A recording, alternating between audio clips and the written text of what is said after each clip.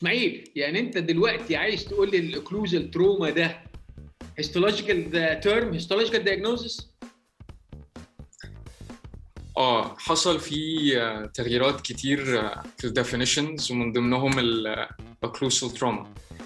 دلوقتي الاوكلوسال تروما دي is considered to be a histological term used to describe the lesions that we would see. وريني مش شايف. فالocclusal trauma is a term that's used to describe an injury that we see في periodontal attachment apparatus، وإيه بالأحمر a histological term. تمام؟ بس إزاي يا عم؟ أنت مين اللي بيقول الكلام ده؟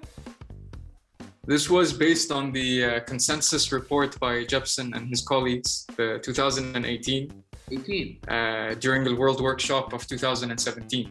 طب وريني، مش فاهم يعني ايه يعني occlusal trauma is a histological term. Histology is cells, I think. Yes, it is used. هو بص، occlusal trauma is caused by traumatic occlusal forces. Okay. That's the thing that needs to be made clear ما بين ال two concepts دي. Usually another point maybe this would better explain what I was trying to say. إن هو occlusal trauma is a lesion in the periodontal ligament, cementum, and adjacent bone that is caused by traumatic occlusal forces.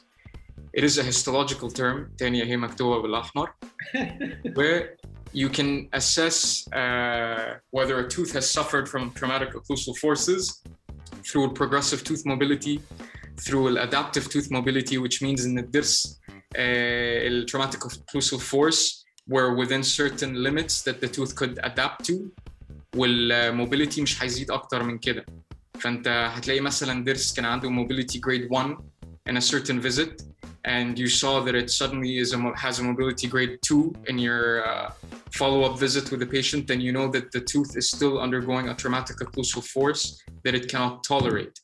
أنت بقى لو خدت a histological section عشان تشوف اللي بيحصل, this is when you'd use the term occlusal trauma. I'm not sure. طب أنت بتقولي ليندي بيقول إيه؟ ليندي بقى اتكلم على the different types of occlusal trauma depending on whether you have a periodontium of normal height or reduced height. عندك primary occlusal trauma, which occurs on the normal height of the periodontium, or those that exhibit a normal height in the periodontium. وبعدين عندك secondary form, which is related to situations where it causes injury to the periodontium of reduced height. Why is this of relevance, or why the distinction? بيقول لك ليه؟ لأن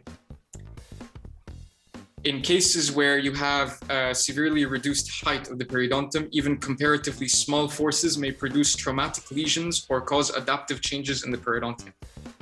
بمعنى إن هو those of reduced height will less likely withstand the forces as a tooth that is in normal conditions. ماشي، شكرا. هروح أذاكر أنا بقى كده لأن أنا مش مقتنع. يلا سلام، باي.